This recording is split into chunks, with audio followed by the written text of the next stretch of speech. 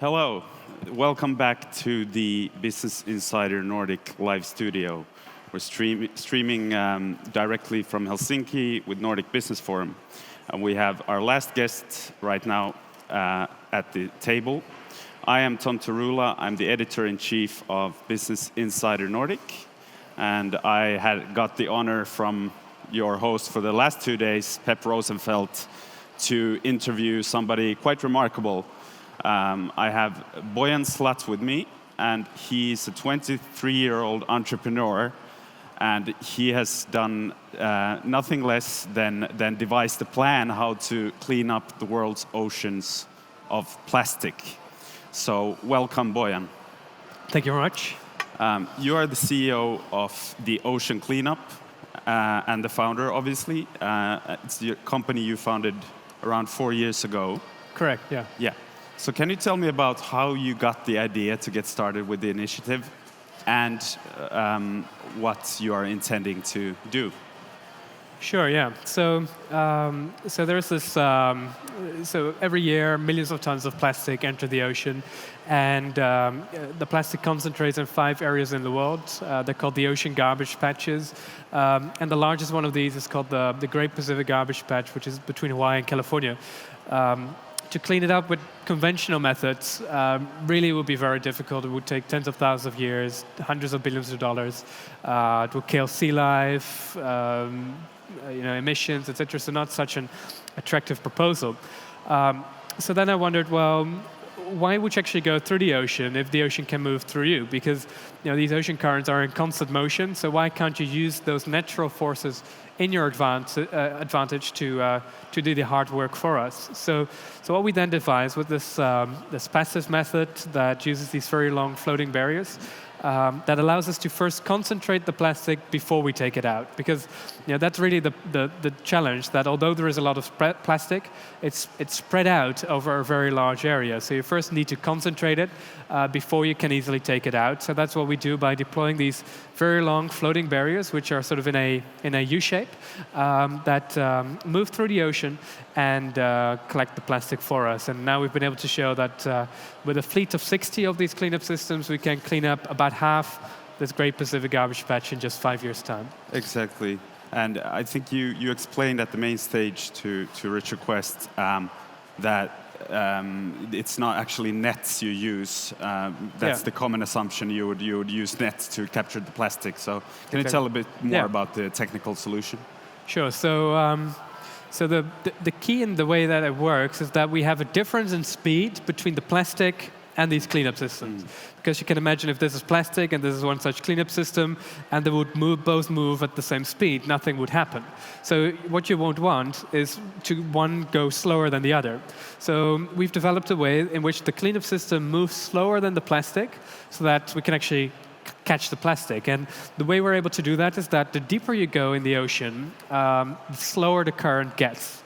Yeah. So at the surface, the water moves very fast, but if you go only a few hundred meters deeper, the water is almost stagnant. It almost doesn't move. So what we've done is we suspend an anchor in this deeper water layer that is able to slow down the system just enough, right, so that the cleanup system actually moves slower than the plastic, and that way we're able to clean it up. Great. But how come one of the world's arguably biggest environmental problems in terms of scale is being solved by a 23-year-old? Tell us a bit about your background, your education. Why not? Would be my question to you.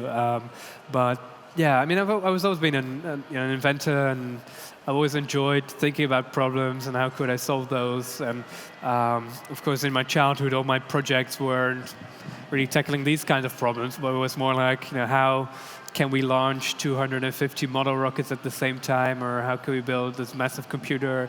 Those kind of hobby projects. But then I was 16 and I was diving in Greece, scuba diving, and I looked around me and I suddenly saw more plastic bags than fish, and I thought, well, why can't we clean this up? And that was a sort of this simple question, but it just kept circling around in my head and couldn't really stop thinking about that. And then yeah, I actually started studying aerospace engineering then, but dropped out after half a year to start the ocean cleanup.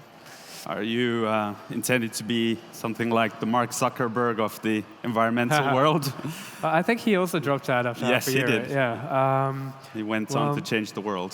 Yeah, I mean, hopefully we'll be successful. I mean, that I think will be a good thing because somebody has to do this. Yeah, right? and it seems like you very much are problem-oriented, but the way you got really started with this was, as you told before, was by using messaging. You had a TED Talk where you explained in quite simple terms what's the problem.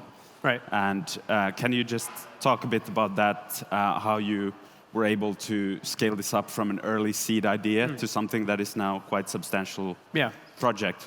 Yeah, I mean, it really wasn't, I think, a very logical path, so I wouldn't recommend others to copy the way we've done, because it's sort of an accidental path, I suppose. But I think that's sort of quite an important principle, that you kind of use those happy accidents in your advantage. You don't have all the answers, and certainly when I was 18, I had probably none of the answers. But I just tried many different things, and then suddenly this TEDx presentation comes on your path, and you think, oh, this could be a good way to reach potential funders or something like that. So, and then suddenly it went viral, and we thought, well, let's use this attention in our advantage to get crowdfunding. And then with hindsight, what you see is that we sort of follow this path of, first communicating, then using that communication to get new resources, people and funding, and with that reach a new milestone. And once that milestone has been reached, we again communicate that, and then again hopefully get more resources. Right now you're working on a pilot in the North Atlantic. Pacific, yeah. Yes. What are your goals for that pilot? Yeah, so you could say that everything we've done so far, all the past 3 years, has all just been preparation for this one moment. So we've done the reconnaissance of the patch. We have done all the scale model testing. Then last year we moved to sort of at-sea prototypes. So we started to deploy these sort of 100-meter long test sections on the North Sea. But of course, that's not yet cleaning plastic. So really the proof of the pudding is the point that it becomes proven technology is the point that we have this first mountain of trash back on shore. And that's what we aim to achieve with this first system, this pilot system, which is going to be deployed in May next year. So actually, about next month, the construction is starting in California, in San Francisco Bay. And then we have sort of this final rehearsal in March that we tow it out just 400 kilometers from shore. And then by May, we should be ready to actually take it all the way to the garbage patch, which is about 2,500 kilometers from shore. So really middle of nowhere. And then hopefully pretty soon we'll get it to work. And of course that's what's required. That milestone is required to then get the resources to get to the next stage, which is the scale up to 60 systems, and then from that one patch to all 5 of them, to actually get 90% of the plastic out by 2040. Yeah. Impressive goal.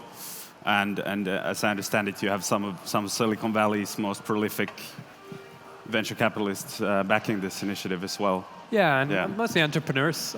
So we are a non-profit entity, so there's no for-profit motive behind our funders, nor our employees or whatever. But certainly we have great names like Peter Thiel, Mark Benioff, who has been of great support. Sounds great. Yeah. And very lastly, optional question, but I happened to hear yesterday you had a moment with Sir Richard Branson. Oh yeah, that rumor has been going around. Can you very briefly tell us what did he tell you? Yeah, I mean, we just met, and I think we'll certainly continue our conversation.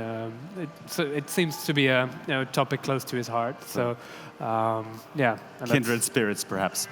Yeah, I mean, he likes doing things that have never been done before. Right. Worried about the problem, so we'll see. Thank you very much, Boyan Slat, CEO and founder of the Ocean Cleanup.